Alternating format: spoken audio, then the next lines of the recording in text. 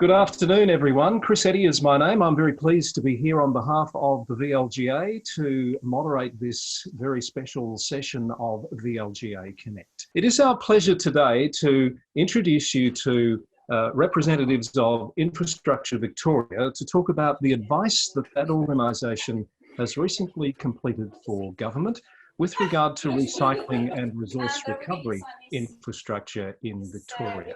Before I introduce our guests, I'd like to say hello to the CEO of the VLGA, who is with us as well today, Catherine Arndt. Good afternoon to you, Catherine. Good afternoon, Chris. It's lovely to see you, and thank you once again for leading our conversation on VLGA Connect. I'd like to also acknowledge Jonathan and Elissa from Infrastructure Victoria. Very much looking forward to this conversation about Infrastructure Victoria's recent waste and resource recovery infrastructure report that went to the state government, and look forward to the questions and answers at the end. And perhaps just a word or two, Catherine, about how the VLGA is using these opportunities to, I guess, expose the issues that are relevant and important to the sector right now. For example, deliberative engagement a week or so ago, very well attended in the new Local Government Act. This is really a great opportunity for the sector to engage on these topics, isn't it? Yeah, absolutely, Chris. These platforms offer that the ability of our members far and wide throughout Victoria to join us via a virtual platform to talk with sector and agency leaders about the issues that are, front of mind for the local government sector in Victoria. It's certainly an opportunity for them to have the ability to hear from leaders and experts in their fields. And as we lead into an election, but also consider what is in front of the local government sector, VLGA Connect provides that platform for councillors and also officers to engage. Indeed, and thank you to all the participants who've joined us today. A lot of interest in this topic, as you can see, and the room is filling fast. We've almost hit 60 participants, which is just terrific.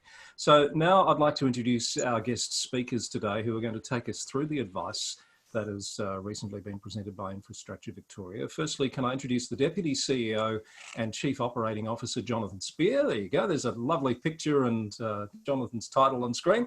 And with Jonathan today is Elissa McNamara, the Project Director from Infrastructure Victoria. Firstly, Jonathan, hello and welcome. Good afternoon, Chris and Catherine. Thank you for that kind introduction, and thank you very much for the opportunity to speak with you and the VLGA members this afternoon. And Elissa, are you with us there? Yes, we're looking forward to the conversation with your members today. Thank you very much. All right, Jonathan, I'll hand it over to you to take us through the advice, and I'd be really grateful if at the outset you could give us a bit of a sense of where Infrastructure Victoria sits with regard to the public sector, government, local government, etc. Because I think sometimes people find it a little bit challenging to understand your role and how that sits in the wider sector. It probably is important context. So Infrastructure Victoria is the State of Victoria's independent infrastructure advisor. So we advise and the government decides. We do three main things. We develop a 30-year infrastructure strategy, the first of which was delivered in 2016. And as some of your members might be aware, we're in the process of updating that at the moment. And we're looking to release the draft of that later this year. We'll be engaging with local governments extensively on that draft before the final is tabled in Parliament in the middle of next year. We also give independent advice to government, and this is an example of that. And I'll give where the government has asked for advice on this tricky subject. And we also do research on all sorts of matters related to infrastructure and its underlying demand and needs. That includes actually really quite detailed profiles of every region of Victoria and its the state of play and infrastructure it needs, which is a pretty useful resource for VLGA members. So I do want to emphasise, we are the independent advisors. We seek to give advice on government policy. We don't set government policy. And that's obviously something that has been evolving in the area of recycling and resource recovery in recent years. We were asked by the Victorian government to give advice on the infrastructure that would be required and what the role of government is in providing support to developing the reprocessing sector for recycled material, to enable better use of the recycled material, and in particular look into what the role of the waste to energy sector is, and resource recovery for organics. And these, of course, are areas that local government has been extensively involved in, and I might say, in many cases, a leader in many local governments in setting the pace for how some of this is done. And so we'll get into that bit more. We were asked to provide this advice in April of 2019. In October of 2019, we published an evidence-based report, which really set up a lot of the thinking to that point and the outcomes we'd had from consultation. And a lot of the technical information was put out there as well for people's view. And this is very much the way Infrastructure Victoria works, is to be very consultative, to be very open with our evidence and our thinking, and giving everyone a chance to look at that and understand that before we come to final advice. So we did deliver that final advice to the government in April of this year, and I'm really pleased to be able to talk to you about the key elements of that today. And of course, that final report, which is available on our website, along with all the technical reports underpinning it, which we hope serves as useful resources for local governments and others in the sector. So I'll just do a quick overview of, if you like, the players in the waste and resource recovery sector before we dive into the advice, because that's a really important part of this context. We're not going to achieve the sort of outcomes we want collectively without activity across a range of levels of government and industry.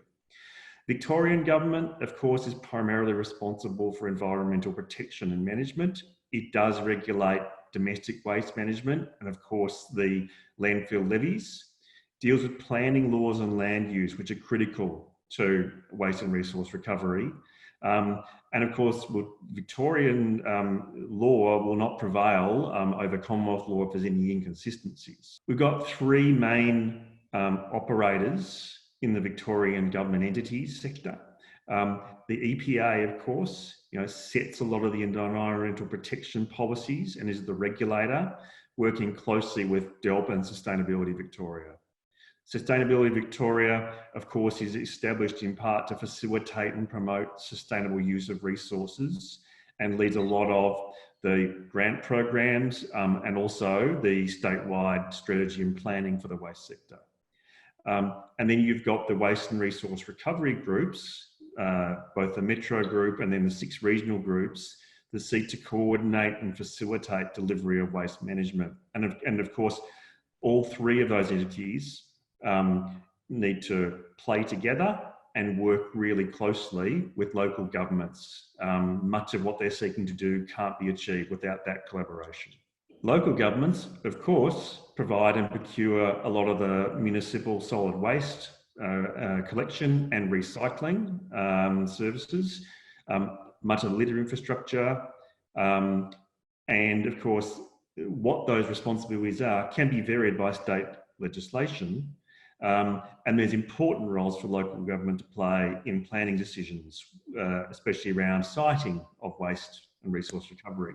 So throughout last year, and the last couple of years, it's fair to say that recycling and resource recovery has been a hot topic, sometimes literally as some facilities have become on fire. And that was part of the context for Infrastructure Victoria being asked to provide our advice, looking at the whole system of how does this work, because you can't really give advice about the infrastructure you need without understanding the system of how it's operating and the policy context and what people want. And so there was a lot of interest throughout this time, including what we like to call the 6-bin bonanza, where someone decided that Infrastructure Victoria thought we were telling everyone they should have 6 bins. sorry to disappoint you, but we never recommended that. But it's certainly, a lot of people got very excited about it. We'll come to what we did recommend shortly. So to develop this advice, we actually did quite a number of detailed studies. We looked at what do other jurisdictions around the world do, those jurisdictions that are really achieving good resource recovery outcomes. We looked at the way the waste and resource recovery sector and market operates, what infrastructure we've actually got in Victoria, and what the current and future projections are of the waste material flow. Where does it come from? Where does it go to? How much of it ends up in landfill versus being recycled and so forth. We look quite closely at what the legislative and regulatory settings are. And really importantly, we did a range of polling with members of the community to get their views on how important change was and how open they were to it, and had a number of focus groups with community members and stakeholders both in Metro and regional Victoria. We did some detailed economic analysis about what are the end market barriers and enablers. So as many of you probably know, it's all very well for us to collect recyclable material, but if it doesn't have a good end market to go to, it stockpiles and causes some of our problems. So all of that analysis is available to you if you're interested on our website. Importantly, the final piece of analysis we did was analysing in light of all of that, what infrastructure do we need? What's the gap? We looked around the world to see what are the jurisdictions that do really well in terms of having high rates of resource recovery and good outcomes there. And there's a few things that struck us when we looked at places like Wales, the Netherlands, Germany, South Korea, and our neighbours over our borders. What really stood out to us is the need for long-term commitment. So good progress is achieved usually over a decade or more of commitment by multiple levels of government and industry. And that allows them to have a range of policies that are complementary, that evolve over that time, and that are coordinated, and there's collaboration.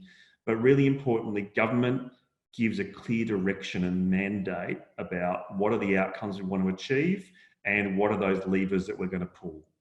And they have complementary interventions across the value chain. What I mean by that is we look at producers, look at consumers, we look at collectors of waste, reprocessors of waste, and the end markets for that waste, and make interventions across all of those areas. And so that allowed us to have a look at the best practices in other jurisdictions, and that informed our recommendations. So we had 2 phases of consultation throughout, and that did involve a lot of local government, both councillors and government staff. With more than 150 individuals from across the sector, and received some really useful submissions that helped inform our thinking. And what we heard was that container deposit schemes were something that everyone was very enthusiastic about. And of course, since that time, the Victorian government has committed to development of a container deposit scheme.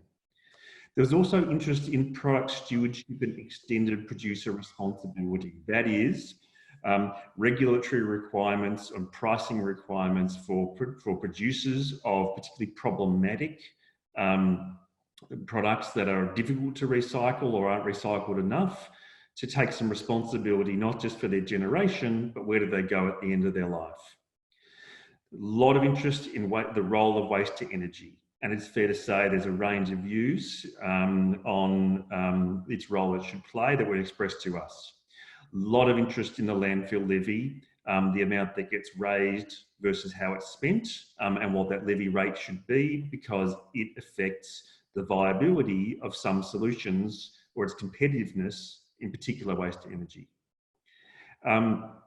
How waste is collected was a hot topic. Of course, how many bins do we have is a really hot topic, as is the development of a market to actually be able to accept that material, and what regional infrastructure there is, as opposed to metro.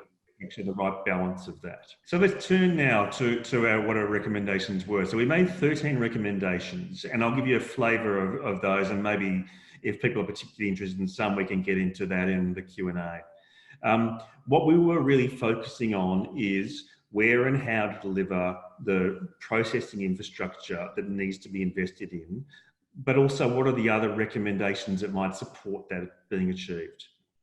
We identified about $1 billion of capital investment in waste and resource recovery infrastructure is needed by 2039. But that's not all from government. You know, the waste industry is big business, and we expect quite a lot of it to be private sector investment as well. And what we did focus on was 6 priority materials: so plastic, glass, paper and card, organics, e-waste and tyres. And we focused on them because they're large volumes, they're problematic if they're not dealt with properly, they have quite significant end market possibilities, and so that's the reason why. Our recommendations really were that we need to improve infrastructure capacity and capability to recover and reprocess priority materials, and shortly I'll give you a flavour of the sorts of places we thought that should be.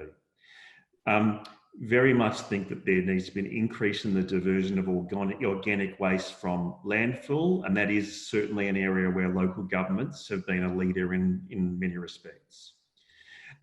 There is a need for policy clarity for the waste to energy sector and about what the regulatory settings are, so that everyone can move forward with that, knowing what the rules are, and they can make investments in light of that.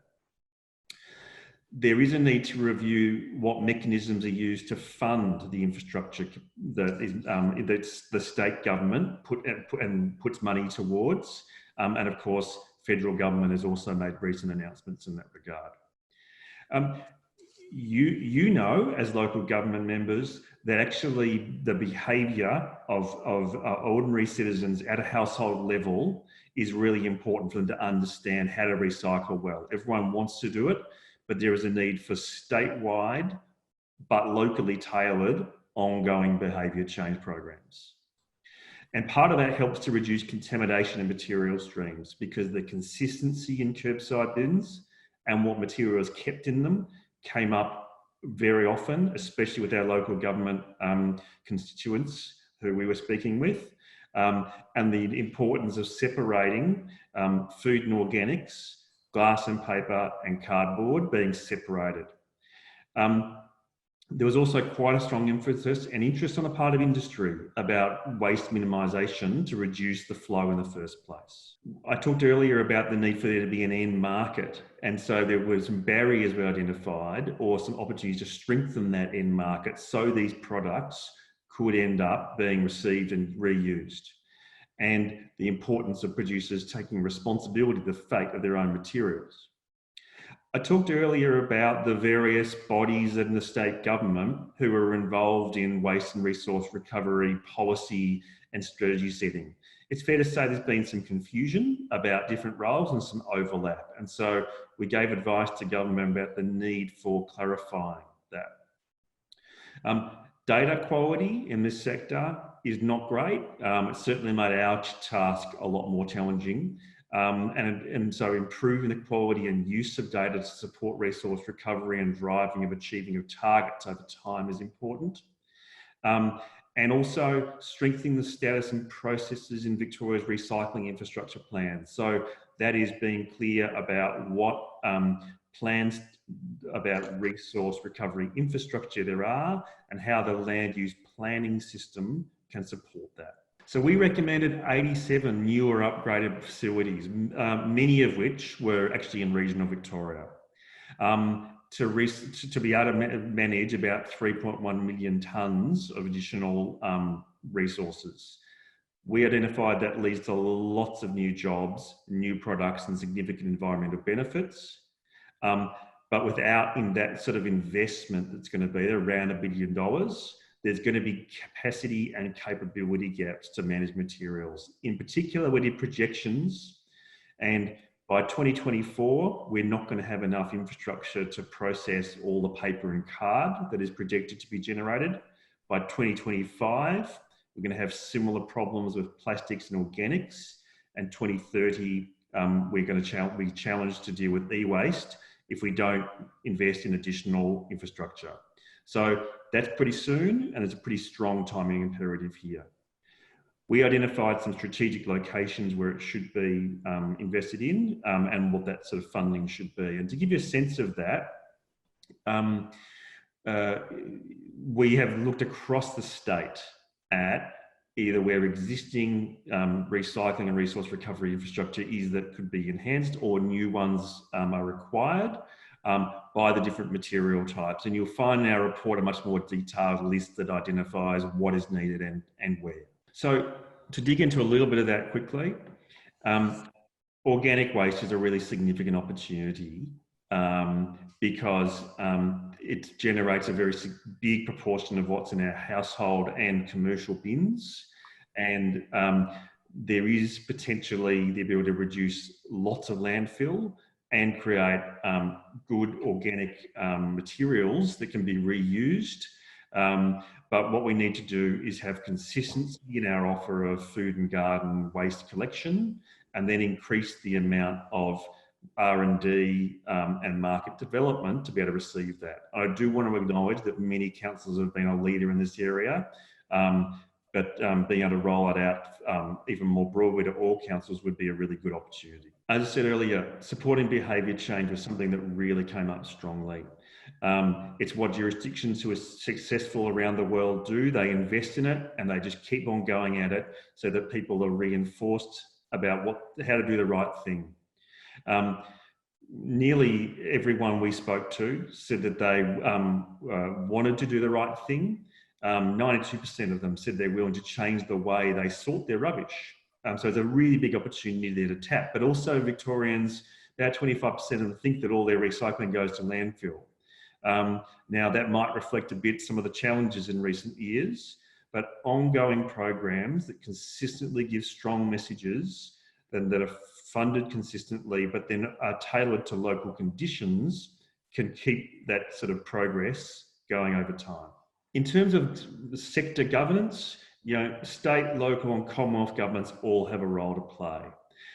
We called on there to be a review of governance arrangements, and that is something that the state government committed to in its Recycling Victoria policy, so that there is clarity about the different roles of the different state government agencies and then how they engage with local government and industry. And this is certainly something that came up a lot in our stakeholder consultation. And removing barriers and strengthening markets for priority materials is something that also come up really strongly, especially from industry, but also from local government who understand how this works.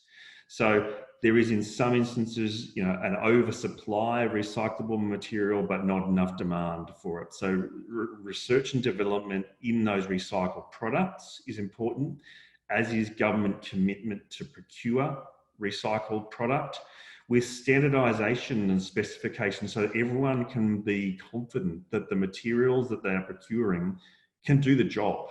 And that we don't all have to be separately assessing it, but rather it be done once in a way that everyone finds reliable.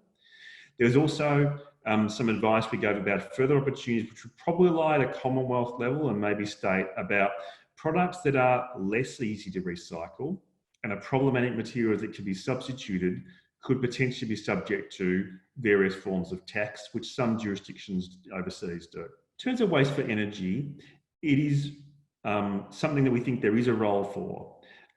It's preferable to landfill when there are no other options, but we're conscious that actually community acceptance of it is important, and co-locating it with industries that can efficiently use some of the heat and energy that comes off it is also important. And so there's obviously interest in that in Victoria, and getting that clarity of policy certainty will be really important. But there's definitely a lot of interest in it. And so finally, this is part of a broader push towards a circular economy, changing our approach to waste, and waste avoidance, of course, is really important. Victorian government's circular economy policy reflects this, as do moves that local governments and industry are doing. And we think that is really a key part of that. Infrastructure Victoria's advice doesn't solve all of this, but we've had a pretty good look at what infrastructure we need and some of the policy settings around it. It's certainly been influential in state government policy setting, and in particular gives a lot more clarity about what actually is the infrastructure we need, where do we need it, and when. So with that, really happy to have any questions anybody has got, and looking forward to the conversation. And Elissa will, the project director, will join me as well in answering these questions. Thank you, Jonathan. Very well done. Right on time. We did want to leave about 30 minutes or so for Q&A, and we've got a string of questions coming in. One from me, just before I throw to Catherine. One of the issues that I've heard discussed a bit, Jonathan, is this lack of consistency across council areas for the curbside collections. So different councils, different approaches sometimes. Does your work look at how much of a barrier that is to getting broader acceptance of you know, the most appropriate behaviours when it comes to our waste? Yes, Chris, absolutely it does. And so it was something that came up to us both with our polling with members of the community, our comparison with other jurisdictions, discussions with local government and industry. And there's some maps you'll find in our report that show the sort of levels of inconsistency. And again, I want to acknowledge that really good efforts have been made by local government to become increasingly consistent in an environment where actually the guidance on exactly what should be done was sometimes variable. But there's really big opportunities if there is consistency. It really helps with the behavioural change and people understanding that regardless of where they live or when they move house, and if they, you know, that they don't need to totally change the way that they behave to still be good recyclers. So Catherine, how's the question list looking? It's looking good, Chris. We've had a few come in. Luke, thank you for your question. I've gone back to you privately on that one. But Phil Robertson, you had a question in regard to recommendation 6 on page 26 of the slide. If you'd like to talk to that. Yeah, I'm just interested with the circular economy policy and DELP, with plans to roll out a glass bin or similar for collection of glass. The report itself recommends either a glass bin or paper and cardboard bin. Either way, it seems to me that you address the contamination issue, but the paper and cardboard seems to me to be of greater volume with the glass, and we're going to go through the consideration of how we manage the collection cycles for each and the variables of how much glass people actually use. So can you make a comment on that? Yeah, it's a good question. Elissa, would you like to answer Phil's question? Yeah, thanks, Jonathan. So Phil, that is a great question and something that we did specifically look at. Now, there are certain circumstances where it may be, for local commercial reasons, may make more sense to focus on a separate paper and cardboard collection than a separate glass collection. So an example of that might be if you have a paper mill or a paper and cardboard recycling facility in your region, but no glass facility. So we believe there are circumstances where that would make sense. However, what the Victorian government has committed to having a separate glass bin, but as an overriding principle, we do certainly support increasing consistency in our recycling services. So we think at this point that there will need to be some further work with the local councils and the waste and resource recovery groups to figure out how to best partner with the state government and action any rollout of additional bins, making sure that there is a service there to receive that material as it comes online and that it goes to a valuable end use. I understand that. I just guess that when you look at all the tonnage statistics, one would think that a paper and cardboard bin would have more benefit, and considerate of the likes of a Polytrade who have got good glass separation capability, separating glass and plastics and others in the recycling bin as opposed to cardboard we haven't got that option realistically now, because all the comms and community education that's going forward, which is a great thing on a state government level, is going to corral us into only having a glass bin. I think we'll take, Phil, that as a comment, and perhaps move on to our next question, which is from Carmel, I think it is, in regards to a policy on product stewardship's extended producer responsibility. Yeah, hi. That's something I noted in your slides as you were going through, and I just thought it was a really interesting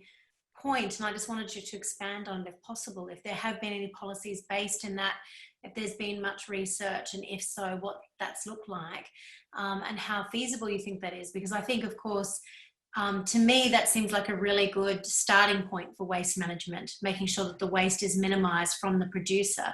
So yeah, can you explain it? Sure. So it is absolutely feasible. It's part of the sort of suite of interventions that you would make. You wouldn't, not alone, but certainly around the world, we've seen some really interesting examples of that. Now, container deposit schemes to some degree are the most obvious ones of those, but perhaps, Elissa, you'd like to talk about some of the ones we looked at around the world, and the Commonwealth legislation that would allow that. Sure, thanks, Jonathan. So as Jonathan mentioned, the product stewardship or extended producer responsibility legislation is federal legislation. Now, there are some voluntary product stewardship schemes in Australia at the moment. It is a very small number. None of them are mandatory. And we feel that that's a lever that could be used more strongly and more effectively. What we've found in other jurisdictions is that where schemes are successful, that is because they are mandatory, but they are well designed and targeted. So we are by no means advocating extended producer responsibility as a one-stop shop solution for everything. What we are recommending is that extended producer responsibility would be used judiciously. So products or components of products that are practical, or they have other social and environmental disbenefits, and it's effectively that would send a signal to producers to eliminate those particular components that are a problem, replace them with other components that are easier to deal with, so that our entire recycling system could work more effectively. Thank you for that, Elissa and Jonathan, and also to Carmel for your question. Helena, you have a question in regard to social procurement. Would you like to talk to that? Thank you so much for holding today. I have actually just come out a few days ago of a really interesting workshop on shared value and social procurement, and how important it is to embed it into the strategy from the very beginning. And I'm wondering that like looking at extreme zero waste from Raglan in New Zealand as well is a very good example, where they have built social outcomes into the supply chain. So ensuring that they work with various community groups and social enterprises to not only build the infrastructure, but then actually manage this system of waste recovery later on. I'm just wondering whether there's actually been any recommendations with that in mind. Yeah, there has been, Helena. So fundamentally, when we look at the development of end markets for recycled product, there is a big opportunity for Victorian, state, and federal and local governments to all build procurement of either both recyclable but also recycled component materials in their procurement across the range from office supply through to the big builds and everything in between. There's a couple of really important points that if the state or federal government can do the testing of the actual appropriateness of that material and applying it, then that gives everybody else confidence as well.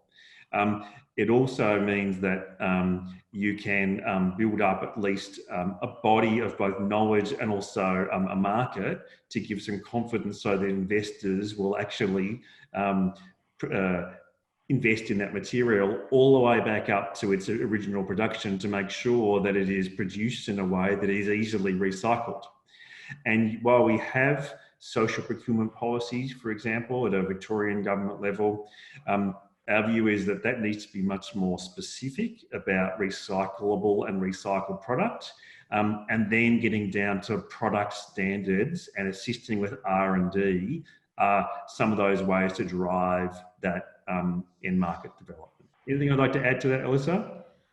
So that was pretty comprehensive, Jonathan. I guess a couple of small points that I would add is that there has been in the past a perception that is common amongst some people that recycled products are both more expensive and lower quality than virgin materials. In many, many, many cases, that has been shown to not actually be true. And so we have seen a big shift in procurement behaviour in recent years.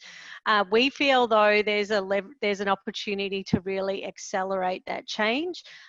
We certainly support the efforts of the Minister for Transport Infrastructure and Major Road Projects Victoria, who are really championing taking a lot of these efforts from a startup trial phase into a business as usual phase. And so we feel that there's a big role here for the government in supporting that in-market development, as Jonathan said, through the efforts on standards and specifications, which can then be used broadly. But also in their role as procurer, the state government is obviously much better resourced to do a lot of these change investigations and change enablement than local government is. But what it does is the Victorian government doesn't just buy recycled materials for themselves. What they do is also support local government to change their procurement practices as well. And so therefore that has an effect which multiplies on itself and can really change the status quo. Thank you, Elissa. And I think actually last week, Chris, you could probably add to this. We talked a little bit about this with Professor Veena, and I'm not going to get her surname correct, on our VLGA. Sahajwala, yep. Yes, that's right, from the University of New South Wales. So that program, that interview is up on our webpage for anyone who missed that. Marcus, I think your question is probably more of a comment, and we've touched on that recently. So if you don't mind, I will just move on to a couple of questions a bit further along. Maria, you had a question around plastics to diesel. Yes, I read about plastic conversion into diesel, and I was wondering in your investigations whether you've come across that or you would like to comment about that, about its viability for us in Victoria, or not at all? Look, it's still in kind of early stages, is our summary assessment. There's a bit of a mix of views on the large scale viability. So essentially it's a bit of a watch this space, and certainly we're very hopeful. In terms of our immediate actions for, our assessment was that it was not at a point where we could as yet recommend large scale dialing up for Victoria. Thanks for that. Now, Councillor Masood, I don't think I'll read out your question. I might let you take that on your own if you don't mind. I attended recently a session with Waste 2020, and there was a passing comment on that panel that local governments certainly have an opportunity to encourage recycling more locally, and they would therefore save, they wouldn't have to transport things long distances, etc. And I guess there's a number of things that influence my question.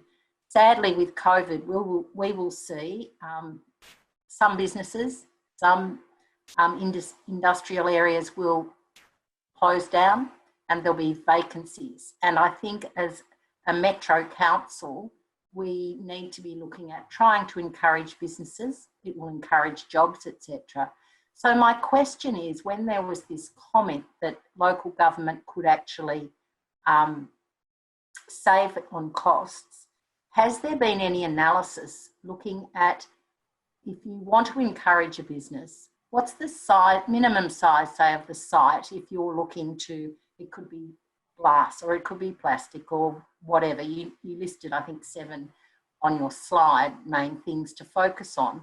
But has there been any analysis yet to see if local governments can either, maybe an individual council, probably a group of councils, be able to look at encouraging business investment, to look at the resource recovery and then the recycling more locally and have a bit of a financial gain, but also help to build the infrastructure that we need and we're so short of in processing our resources. Yeah, so Elissa may want to add to this. It's a really good question that did come up in our work.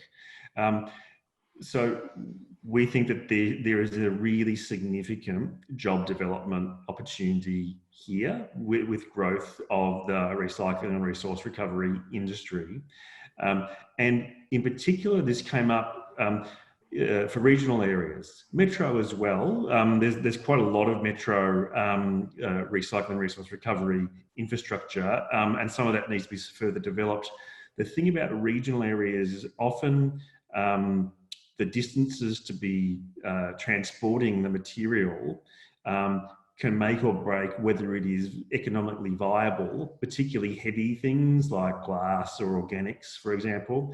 And so one of the things we identified was the opportunities to collect and reprocess and then reuse some of that material in regional areas. And so you might have seen earlier when I'd go to the presentation, the map of regional areas. Often those facilities that we've identified are ones that are really going to benefit from removing that tyranny of distance.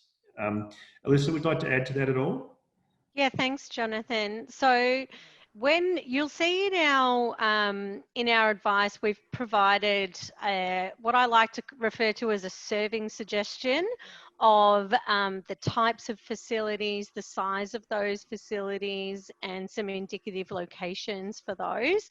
So that serving suggestion is based on, in part, a high level analysis of the size of facility that might be required in order for it to be economically viable.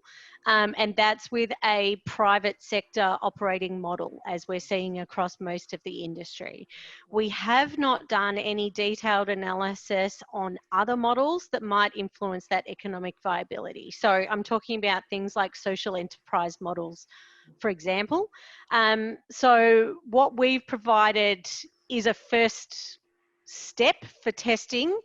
There may be opportunities to consider more localized model, more localized business solutions, but we would, you know, councils would need to look at those and work with their constituents and local businesses to see if anything was going to be workable in those areas. Councillor Voss, Mayor of Port Phillip, I will let you ask your question also. It may be a little detailed, but for this forum, but I thought I'd ask it anyway.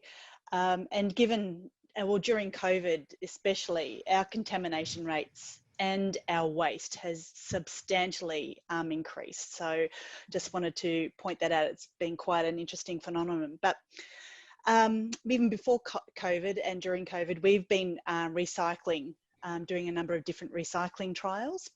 Glass is one of them. So we've got a few different sort of schemes going on. One is another household bin, which can be problematic in some areas of our municipality, which is so dense and doesn't, you know, with a 4-bin system pending, I might say a lot of people can't actually store their bins on their household sites, but that's a whole nother issue. We've got 2 glass type programs going on at the moment. One in about 500 households in Garden City in Port Melbourne, and one just these great big bins placed in different locations around some of the suburbs. Our bins for each individual household have been highly contaminated. However, with significant education and enforcement and ongoing auditing, we've managed to get contamination rates down from 41% to 2%, which is fantastic, but that's been over a huge 3-month period of intense working. Whereas our bins that are located in various areas near parks, for example, have no contamination, and we've done no education or enforcement or anything like that. It's been quite remarkable.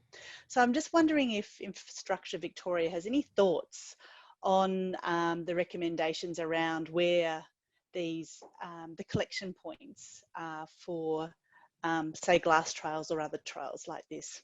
The ability to trial those sort of options is really important because it gives us examples really of what works on a small scale that we can then scale up.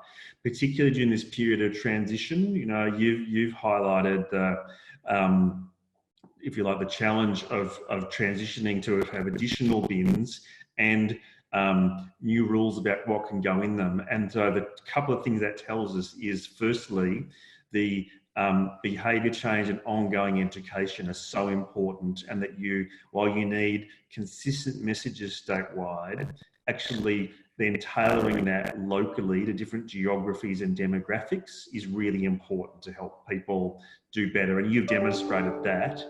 And then actually during this transitional period, which could be some years, giving other options that work for the community are going to be important too. And you know, what a high density inner Melbourne metro community needs in terms of the facilities and the education is likely to be different to a rural council with, you know, highway pickup. And so consistency of what we're trying to achieve, consistency of the general messages and the approach with tailoring to the local circumstances is super important. I might go to Marcel. There are a couple of other comments from Marcus and Sophie, which we might just take as noted. But if we go, Marcel, to your question, please. I'm actually from New South Wales, from Department of Planning, Industry and Environment. I just wanted to ask a quick question more generally about infrastructure being something that requires, you know, strategic planning in order for it to actually get built and developed.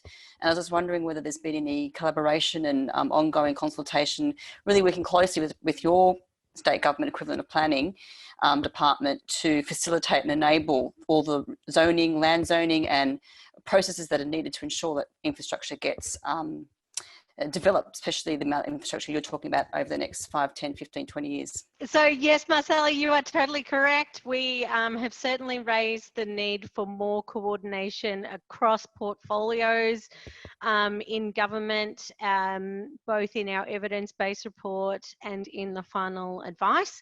We note that it has translated to some changes in the Victorian planning provisions, but we're ambitious, so we've pushed for more. So we'll wait and see how that plays out.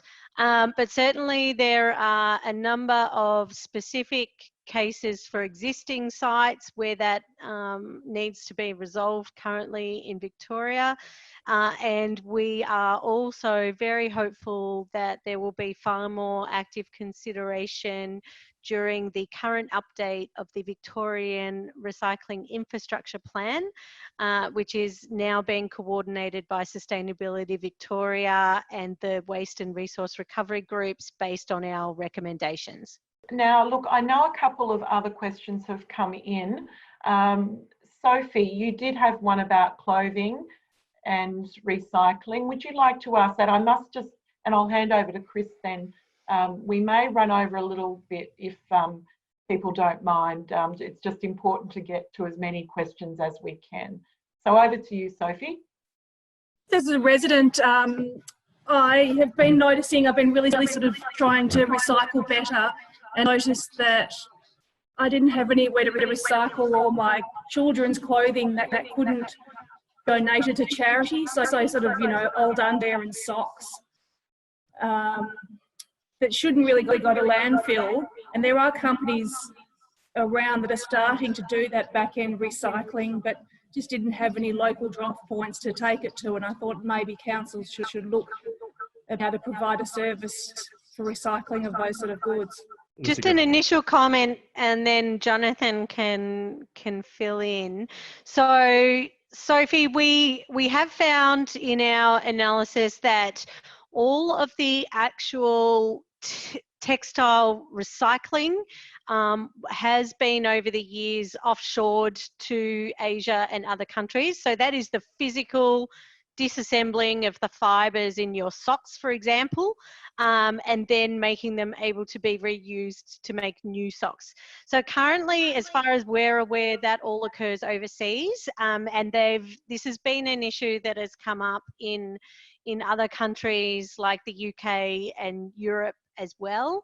Hopefully there are some opportunities to start up new businesses in that space, but yeah, that textiles is definitely one that has been offshored recently. The only other thing I'd add to that is we did really detailed analysis of the flows of all the different material types, and what we found was that the rate of recovery of textiles in Victoria and actually across Australia was really low, wasn't it, Alyssa? It was very small.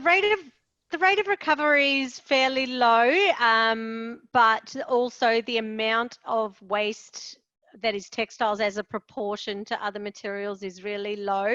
So when we were selecting candidates for detailed analysis, we didn't do a lot of detailed analysis. So textiles is approximately 1% of all of the waste that we produce in Victoria. So we did focus more analysis effort on waste that make up a larger proportion of that total waste. Thank you all. Moderator's prerogative. One final question from me, because nobody's brought it up. The federal government's announcement last week of nearly $200 million for recycling, and I think the aim that it would leverage something like $600 million in additional investment. Care to comment on whether that's a big step, a small step in the right direction or not? Does IV have any thoughts on that particular program and the announcement? Oh, look, Chris, it's certainly a step in the right direction, as is the Victorian government's recycling infrastructure fund that they've announced as well. They're both, you know, good steps, and where that really converges with our work is, if you like, we've provided the shopping list, or as Alyssa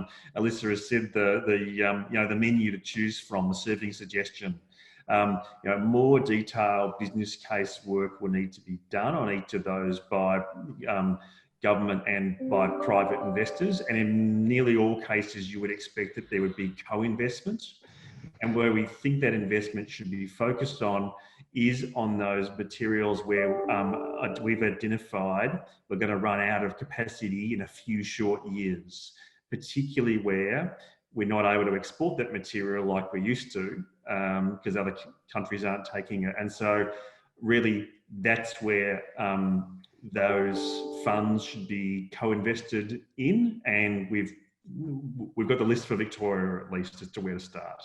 Thank you very much for your insights and for taking us through that today. I think you can tell by the questions and the comments that have been coming from the audience. It's a topic of great interest to a lot of people across not just local government, but even beyond, as you've seen from some of our participants today. So on behalf of everyone here, I'd like to thank Jonathan Spear and Elissa McNamara from Infrastructure Victoria for being with us, and Catherine Arndt, CEO of the VLGA, who's moderated the question part exceptionally well as usual. Any final comments from you, Catherine? Look, I just, on behalf of the VLGA, like to thank Infrastructure Victoria, Jonathan and Elissa. Some of our viewers may have seen Michelle Mason, the CEO of Infrastructure Victoria, a few weeks ago on our VLGA Connect program. So it's always a pleasure to work collaboratively with you and host discussions, particularly on the vast amount of informed work that you present to the government on as an independent agency. And Chris, thank you to you for moderating this panel once again. I would also like to thank our audience who have taken time out of their day to, I guess, inform their own decision making on issues that are important to their municipality. And thank you for your commitment in your role in doing that. And I would encourage all of you to stay tuned for our next VLGA live panel discussion, which I think, Chris, is going to be on the electoral regulations that have recently been released. So please keep a lookout for that, and I wish you all a very safe rest of the day. That is the plan, Catherine, still putting that one together, but I would like to just take this opportunity to give a bit of a plug for those who may not have found it yet. VLGA Connect produces a series of interviews and panel sessions such as this, probably 3 or 4 a week. I'd say we're producing on average, Catherine, we're up to episode 73 or 74. They're all available through the VLGA website and on YouTube. Please, if you're interested in the various discussions, take a moment to subscribe to the YouTube channel, for example, so you can get notifications as we upload new episodes. And speaking of this particular session today will be turned into an episode of the program and should be online probably by, if not tonight, tomorrow morning sometime. So please look out for it. Once again, thank you, Jonathan. Thank you, Elissa, and thank you, Catherine. And thank you to all of our participants for being part of the session today. It's been great to have you with us, and we'll see you again soon.